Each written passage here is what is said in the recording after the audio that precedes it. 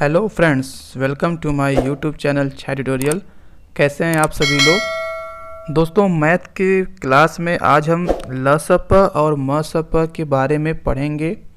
लसप और मसप से कैसे क्वेश्चन आपके एग्ज़ाम में आएंगे और कैसे आप उसको एग्ज़ाम में लिखेंगे और कैसे लगाएंगे कि आपको पूरा नंबर आपको मिले। तो चलिए शुरू करते हैं। जो लोग चैनल पे नए हों, चैनल को सब्सक्राइब कर लीजिएगा और वीडियो को लाइक कर लीजिएगा। लास्ट तक वीडियो तक बने रहिएगा, आपको इसका कुछ फ़ायदा ज़रूर मिलेगा। तो दोस्तों, सबसे पहले बात करते हैं HCF यानी कि हाईएस्ट कॉमन फैक्टर, महत्तम समापवर्तक। तो सबसे पहले समापवर्तक शब्द आया कहाँ से, इसके बारे में चर्चा करेंगे। और उसके लिए पहले हम अपवर्तक यानी कि फैक्टर और डिविज़र, इसके बारे में बात करेंगे। अगर आपसे परिभाषा पूछता है कि अपवर्तक क्या है, समापवर्तक क्या है, महत्तम समापवर्तक क्या है, तो इन तीनों का डिफिनीशन यहाँ पे दिया गया है। तो पहले अपवर्तक पढ़ लीजिए। अपवर्तक क्या होता है? यदि कोई संख्या किसी दूसरी संख्या को पूरी विभाजित कर दे और विभाजित करने वाली संख्या को विभाजित होने वाली संख्या का अपवर्तक कहते हैं। दूसरे शब्दों में, जो संख्याएं किसी दी हुई संख्याओं को पूरी विभाजित कर देती है, उन्हें दी हुई संख्या का अपवर्तक कहते हैं। एग्जाम्पल, जैसे एक संख्या 18 दी गई है जिसको क्रमशः 1, 2, 3, 6, 9, 18 पूरी विभाजित कर देती है, अतः 1, 2, 3, 6, 9, 18 को 18 का अपवर्तक कहेंगे। अच्छा, इसमें देखिए हम बता रहे हैं आपको, इसमें 18 को कौन कौन संख्या इसमें भाग जाएगी उसको लिखिए। यानी कि 18 किस संख्या से कट जाएगा उसको लिखिए। तो 18 देखिए 2 से कट जाएगा, 3 से कट जाएगा, 6 से कट जाएगा, 9 से कट जाएगा और स्वयं 18 से कट जाएगा। और एक भी इसका फैक्टर होगा। यहाँ पे देखिए 1, 2, 3, 6, 9, ठीक है। तो 1, 2, 3, 6, 9 और एक 18, यानी कि जो 18 संख्या है वो इन संख्याओं से पूरी कट जाएगी, कोई भी शेषफल नहीं बचेगा। तो सवाल में आपसे वही कर रहा है कि 1, 2, 3, 6, 9 और 18 को 18 का अपवर्तक कहेंगे। यानी कि ये संख्याएं जो हैं 18 का अपवर्तक कही जाएंगी। क्या कही जाएंगी? 18 का अपवर्तक। उसी तरह मान लीजिए 24 है। 24 को आप क्या लिख सकते हैं? ये संख्या 1 से कट जाएगी, 2 से कट जाएगी, 3 से भी कट जाएगा, 4 से, 6 से, 8 से और 12 से और 24 से। तो इनके अलावा और कोई संख्या है जो जिससे 24 में भाग करें और कट जाए? तो ऐसा कोई संख्या तो नहीं है। 1, 2, 3, 4, 6, 8, 12 और 24। तो यानी कि 24 का अपवर्तक क्या हो जाएगा? ये संख्या हो जाएगी 1, 2, 3, 4, 6, 8, 12 और 24। ठीक है, ये देखिए अपवर्तक की कहानी है। अपवर्तक मतलब फैक्टर, यानी कि 24 के कौन कौन से ऐसे गुणनखंड हैं जिससे 24 में भाग चली जाए, उसको क्या बोलेंगे? अपवर्तक। डिफिनीशन अगर आपसे एग्जाम में पूछता है तो आप यहाँ पे आपको जितना जो भी समझ में आए छोटे से छोटे रूप में लिख सकते हैं, 2 नंबर 1 नंबर के लिए। और यहाँ से आप उसको एग्जाम्पल देके समझा सकते हैं। एग्जाम्पल रहेगा 24 के अपवर्तक निम्नलिखित हैं। 24 के अपवर्तक निम्नलिखित हैं और आप यहाँ पे ऐसे लिख सकते हैं, आपको पूरा एग्जाम में नंबर मिल जाएगा। तो चलिए आगे देखते हैं अपवर्तक के बाद क्या है। अपवर्तक के बाद आपको मिलेगा समापवर्तक, यानी कि अब कॉमन फैक्टर की बात करता है। कॉमन फैक्टर मीन्स देखिए 12 और 18, तो हम पहले यहाँ पे लिख लेते हैं 12। तो 12 का भी आप लोगों ने देखा 1 है, 2 है, 3 है, 4 है, 6 है और 12 है। 12 के बाद शायद एक 18 था। 18 का देखिए 1, 2, 3, 4 नहीं है, 4 के बाद 6, 9 और 18। तो 1, 2, 3, 6, 9, 18, हाँ 6, ठीक है। तो अब यहाँ देखिए पढ़िए समापवर्तक क्या लिखा है। कह रहा है कि 1, 2, 3, 6 पूरा विभाजित करते हैं और 1, 2, 3, 6, 12 भी समापवर्तक कहे जाएंगे। तो इसमें से आप जो है जो भी कॉमन दिख रहा है आपको, यहाँ पे देखिए, यहाँ पे कॉमन क्या है? 1 कॉमन है, 2 कॉमन है, 3 कॉमन है और ये 6 कॉमन है। तो 1, 2, 3, 6 ये इनका क्या हो जाएगा, कॉमन फैक्टर हो जाएगा, यानी कि समापवर्तक हो जाएगा।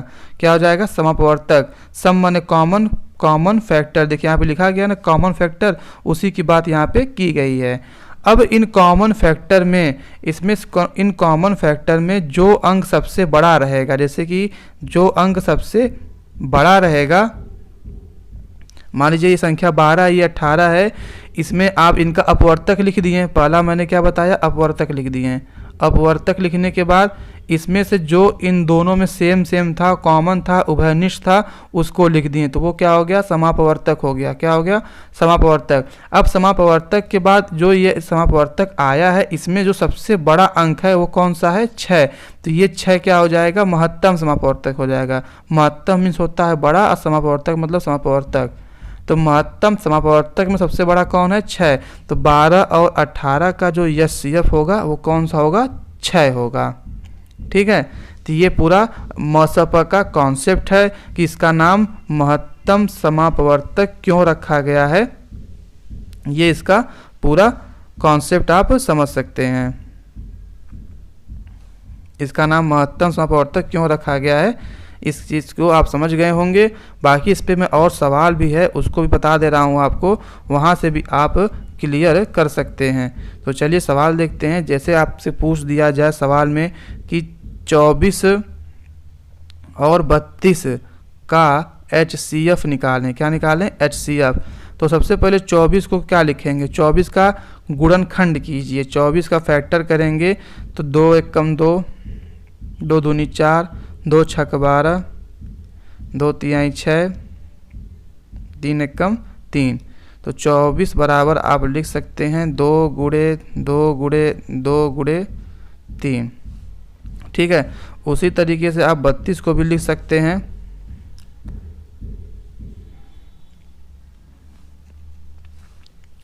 ठीक है, 32 को क्या लिखेंगे,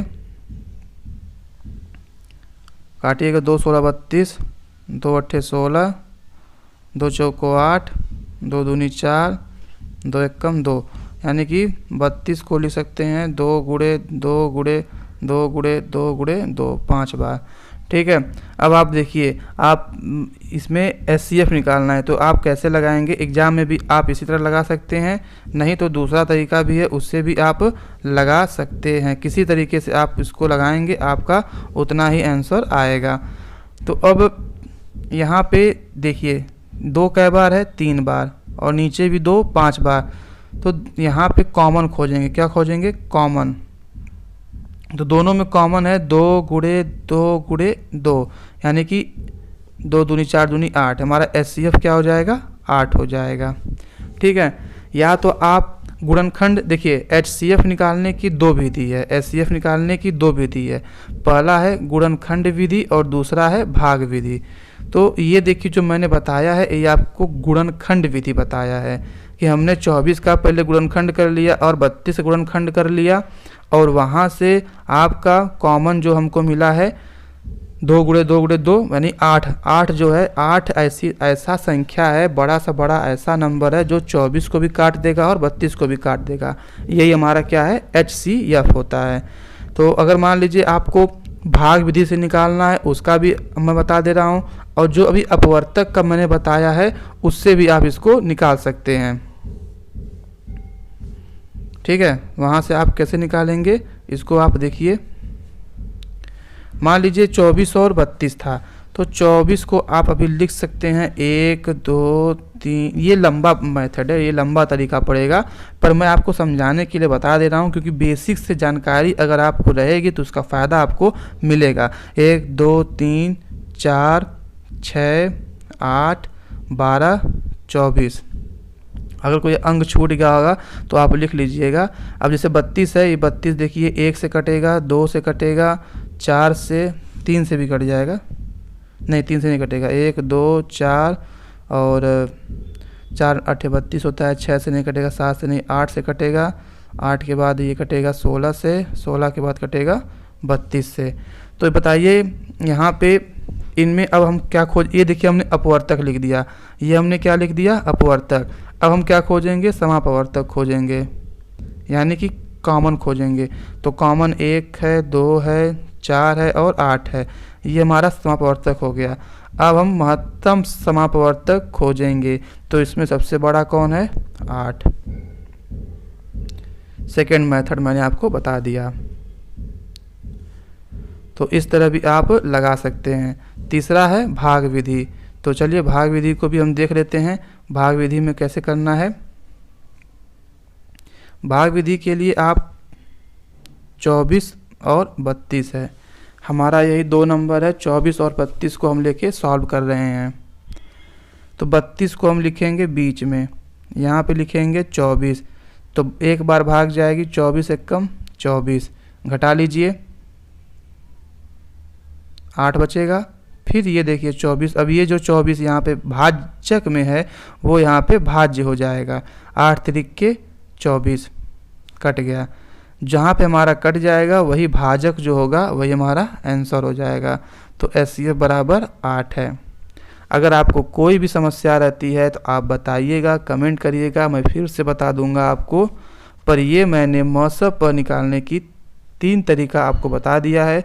आपको जो अच्छा लगे, चाहे गुणनखंड विधि, चाहे भाग विधि, चाहे वो अपवर्तक विधि, आप निकाल सकते हैं। जैसे कि वह सवाल है, आप देखिए, इसको हम लगाएंगे। वह संख्या ज्ञात करें जो 24, 60 और 84 को पूरी विभाजित कर दे। तो देखिए ये सवाल है, बड़ी से बड़ी संख्या ज्ञात करना है जो 24, 60, 84 को पूरी विभाजित कर दे। तो जब एग्जाम सवाल में आपको बड़ी से बड़ी मिल जाए तो आप समझ जाइएगा कि हमको HCF निकालना है, MSP निकालना है।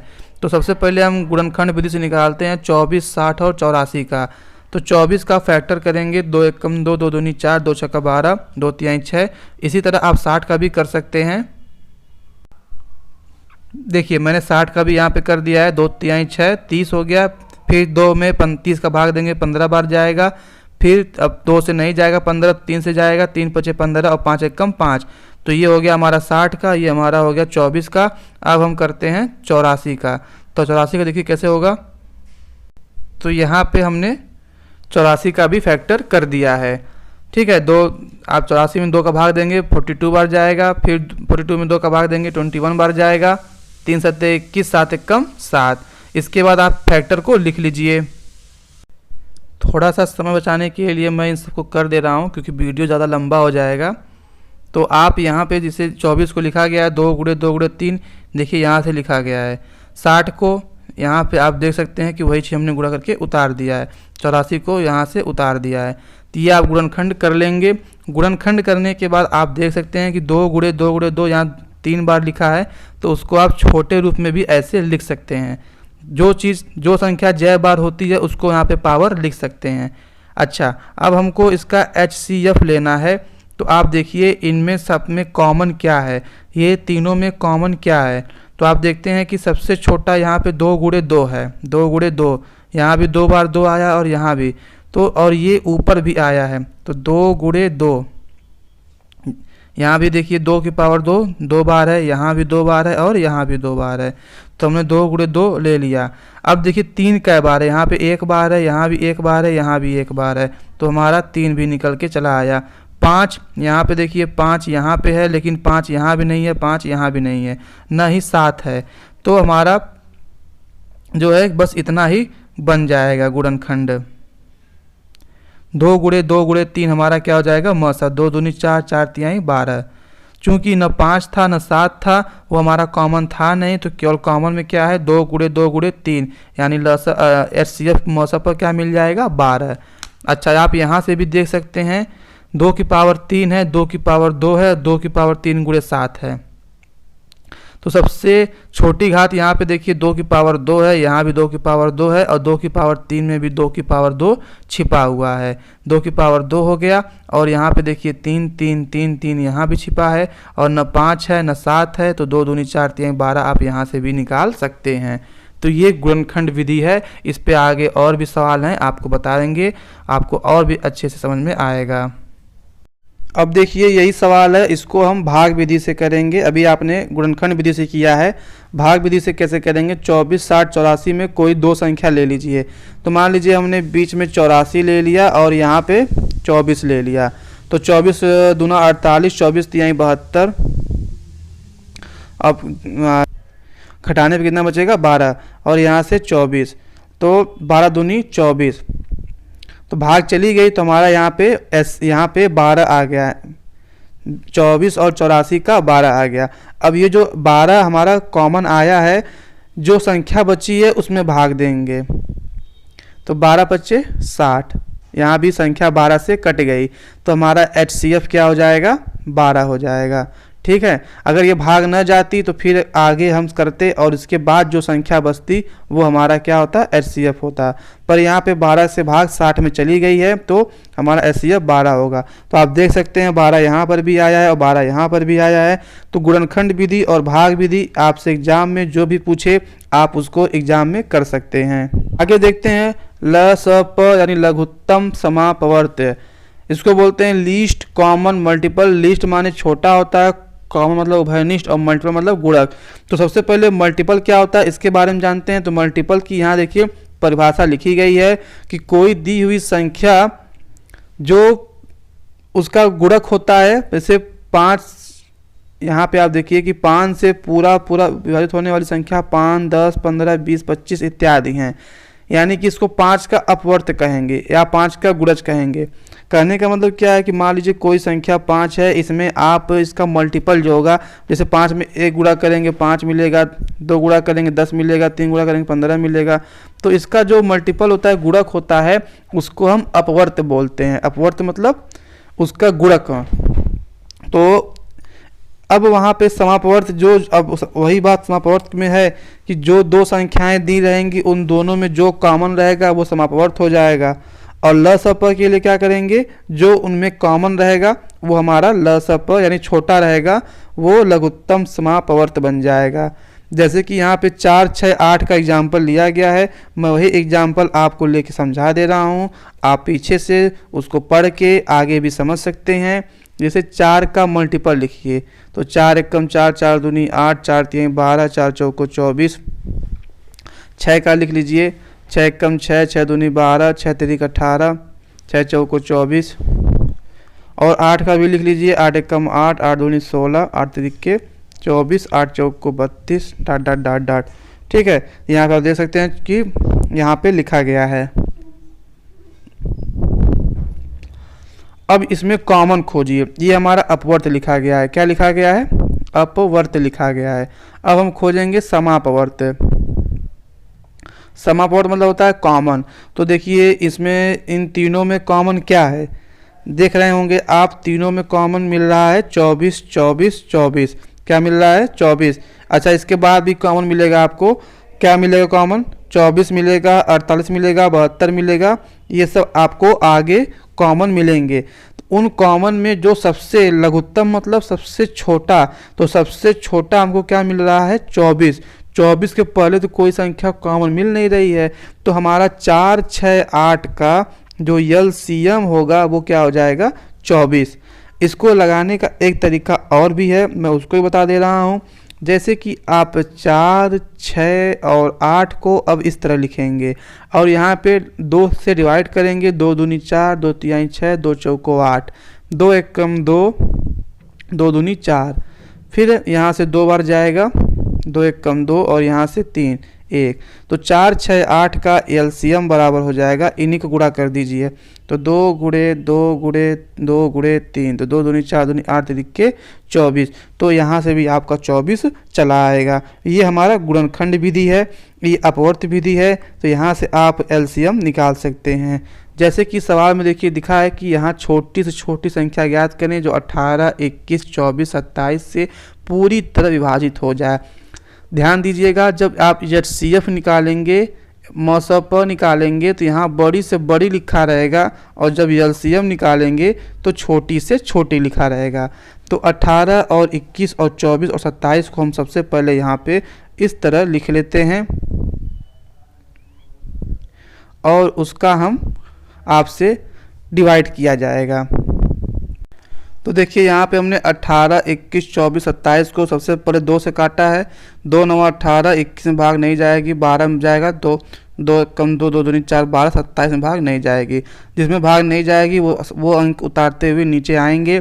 फिर यहाँ पे अभी 12 से कट जाएगा 2, तो 2 छक्का 12 और यहाँ पे 9 21 27, अब 2 तिहाई 6। अब 9 21 3 और 27 के बाद 2 से नहीं कटेगा तो हम क्या लिए हैं, 3 लिए हैं।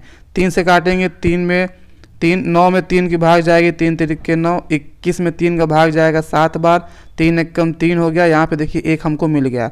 27 में 9 का भाग देंगे 3 बार, 3 तिरिक्के 9। उसी तरह हम 3 से काटते हुए आए हैं नीचे तक और यहाँ पे 7 आ गया, तो 7 से 7 बार 1 बार जाएगा, 7 एकम 7, हमको नीचे में 1 और 1 मिल गया। तो अब हम क्या करेंगे, इसका एलसीएम लिखेंगे। एलसीएम लिखने के लिए आप यहाँ पे लिखेंगे एलसीएम बराबर जो भी आया है आप उसको गुणा करके लिख दीजिए। 2 गुणे 2 कै बार आया, 1 2 3, 3 बार आया है। 3 भी कै बार आया है, 3 बार। 3 गुणे 3 और गुणे में 7, इनका आप गुणा कर लेंगे। आपका जो भी आंसर आएगा वही हमारा क्या हो जाएगा, एलसीएम हो जाएगा। तो 2 की पावर 3 गुणे 3 की पावर 3 गुणे 7।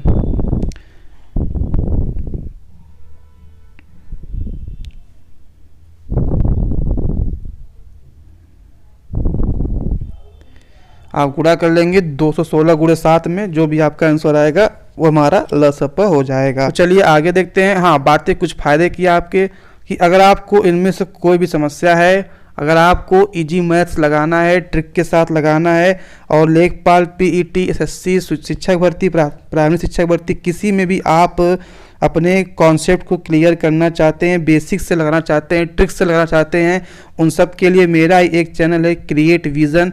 आप इसी चैनल में जाकर यहाँ से क्रिएट विज़न को सब्सक्राइब कर सकते हैं। उस चैनल पे मैं परसेंटेज पढ़ा रहा हूँ और अगर आपके पास बुक भी नहीं है तो मैंने 5 6 7 वीडियो परसेंटेज के डाले हैं, जिसमें से अगर आप 20 क्वेश्चन हैं, लगभग 100-150 क्वेश्चन मैंने परसेंटेज का कराया हुआ है। आप वहां से आप समझ सकते हैं, मैथ को आपको बिल्कुल आसान लगेगा। आपको बुक की भी कोई आवश्यकता नहीं पड़ेगी। 100-150 क्वेश्चन आप नोट्स बना लेंगे, वहाँ से भी आपका क्लियर हो जाएगा और एकदम सिस्टमेटिक है, टॉपिक वाइज है और क्वेश्चन लिया गया है उसमें। आप वहाँ से विजिट कर सकते हैं। ऊपर आई बटन है, आप वहाँ से भी जा सकते हैं। लिंक जो है डिस्क्रिप्शन में है, आप वहाँ से भी उस चैनल पे विजिट कर सकते हैं। तो क्रिएट विज़न, आप मैथ की पूरी क्लास वहाँ से देख सकते हैं। चलिए शुरू करते हैं। एकदम ट्रिक के साथ वहाँ पे भी बताया गया है। यहाँ पे थोड़ा बेसिक और रिटर्न, जैसे टीचिंग एग्जाम के लिए सवाल लिखा जाता है एग्जाम में, उस तरीके का मैंने यहाँ पे क्लास ले रहा हूँ और वहाँ पे अपने क्रिएट विज़न पे वहाँ पे ट्रिक के साथ बिना कलम उठाए आप कैसे परसेंटेज को मैथ को सॉल्व करेंगे, वो चीज़ वहाँ पे क्लियर की जाएगी। तो चलिए आगे देखते हैं। एक इस पे अब सवाल पढ़ते हैं लसप और मसप पे। क्वेश्चन है कि एक आयताकार खेत है जो 320 मीटर लंबा और 200 मीटर चौड़ा है। खेत में अधिकतम क्षेत्रफल वाली वर्गाकार माप की क्यारियां बनी हैं, प्रत्येक क्यारी की भुजा ज्ञात करिए। तो यहाँ पे देखिए अधिकतम शब्द यूज हुआ है। अधिकतम मतलब बड़ा से बड़ा के लिए हम क्या निकालेंगे, HCF। तो 320 और 200 का आप HCF चाहे तो गुणनखंड विधि से निकाल सकते हैं और चाहे तो भाग विधि से निकाल सकते हैं। तो मुझको तो आसान भाग विधि लगता है, मैं भाग विधि से बताता हूँ आपको। 200 यहाँ पे लिखेंगे 320, 200 एकम 200,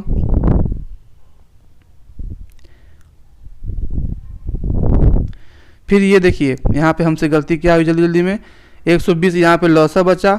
लौसा बचने के बाद आप देख सकते हैं यहाँ पे ये 200 उतर जाएगा। तो 200 एक बार जाएगा तो 120 हो जाएगा, यहाँ से 80 बचेगा, फिर ये 120 होगा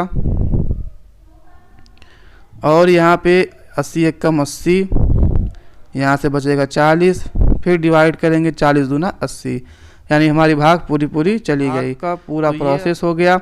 आप देख सकते हैं कि भाग हमने यहाँ पे लगा दिया है और काट पीट के हमारा लास्ट में क्या बच रहा है, 40। तो हमारा आंसर क्या हो जाएगा, 40। तो प्रत्येक क्यारी की भुजा क्या हो जाएगी, 40।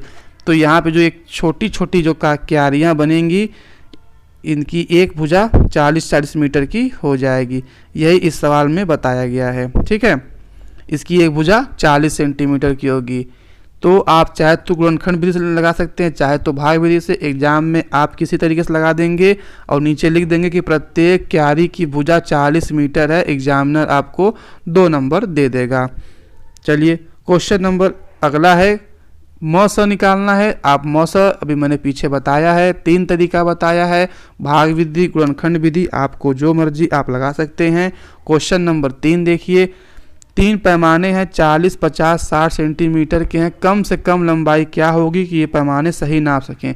तो कम से कम है तो यानी कि छोटा छोटा है, जब छोटा से छोटा रहे तो हम क्या लगाएंगे, एलसीएम। तो 40, 50 और 60 का हम निकाल लेते हैं एलसीएम।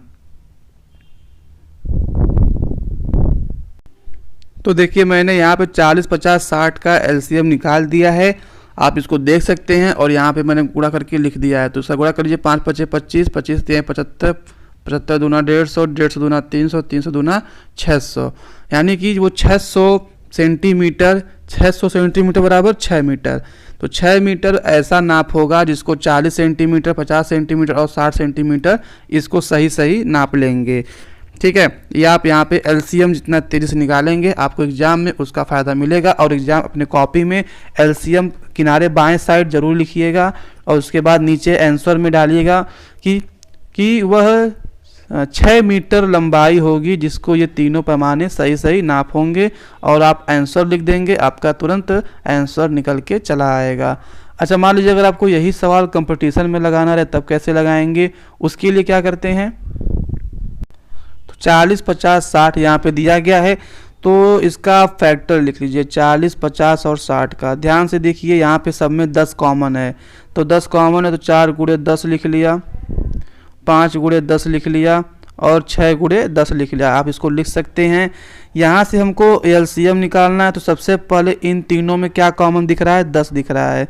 10 दिखने के बाद आप देखिए 4, 5, 6 में जो संख्या बची है उसको लिखेंगे, पर कैसे लिखेंगे, इस 6 में 2 गुणे 3 लिखा हुआ है, 4 में 2 गुणे 2 लिखा है और ये 5 है, गुणे 10 है, गुणे 10 है। तो ये 10 तीनों कॉमन था, हमने यहाँ पे उतार लिया।